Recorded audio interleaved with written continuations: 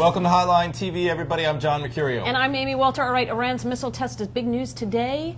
Obama weighed in his morning show appearances. Iran has test-fired 9 missiles, including one of them to Shahab-3, that has a 1,250-mile range. Instead of engaging in over-the-top rhetoric, what we should be doing is gathering our allies together in a serious effort to apply sanctions to Iran and encourage them to change their behavior. Iran is a grave threat. We have to make sure that we are working with our allies to apply tightening pressure economically on Iran at the same time as we start engaging in the kind of direct diplomacy that can lead them to standing down on issues like nuclear weapons.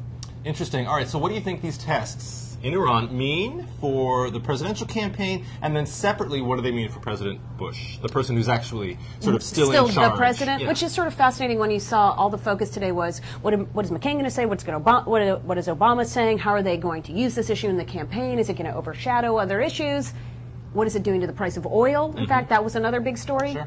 Oh, P.S., what is actually the current administration going to do now? Well, we're going to hear a lot about that, I have no doubt. But the fact is, anytime it just goes to show, number one, that for all this talk about how the election's going to come out, and we know exactly how these states are balancing and who's ahead in the electoral college vote and what candidates are talking about on TV, this could turn, as we know, on a dime. Sure, it's a reminder that this... Yes, this is a very volatile election still.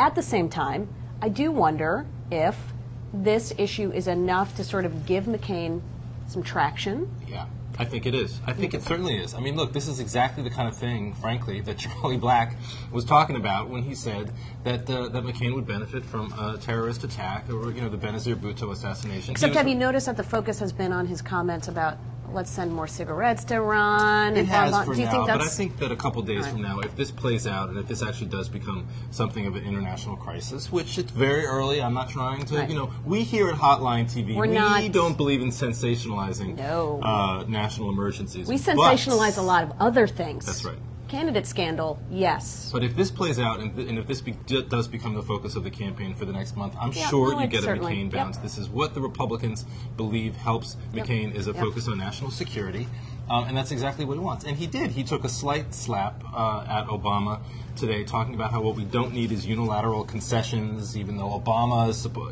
supportive of diplomacy. Right.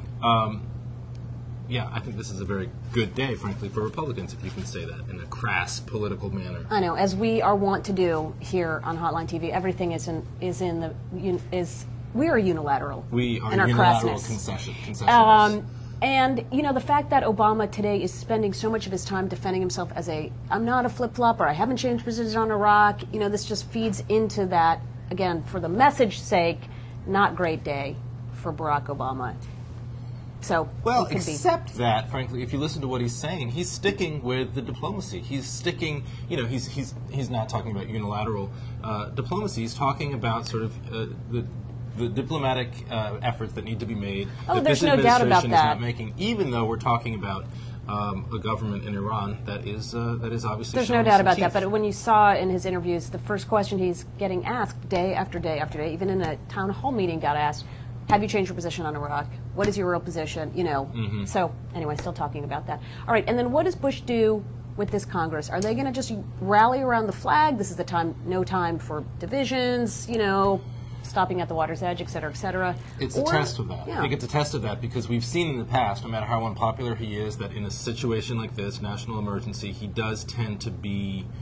To draw much stronger support from the Democratic caucus who leads the Congress, as well as from the Republicans. So this will be, I think, a new test of that at sort of unprecedented low levels of approval. Right. 22%, 24% in Gallup, I think, this week. Is that something that he's still able to draw upon? I think yes, because frankly, I think members are not going to want to on an issue like this. They are not going to want to back away. Sure. And you're already seeing some early signs from Nancy Pelosi, so that's how I think it plays out. All right, well, that's all the time we have for on Hotline TV. I'm Amy Walter in blue. And I'm John Mercurio. In pink. Again, we just keep on doing this. You'd think we call each other in the morning. We don't. We like to keep you guys confused. We'll see you next time. Hotline TV. Oh.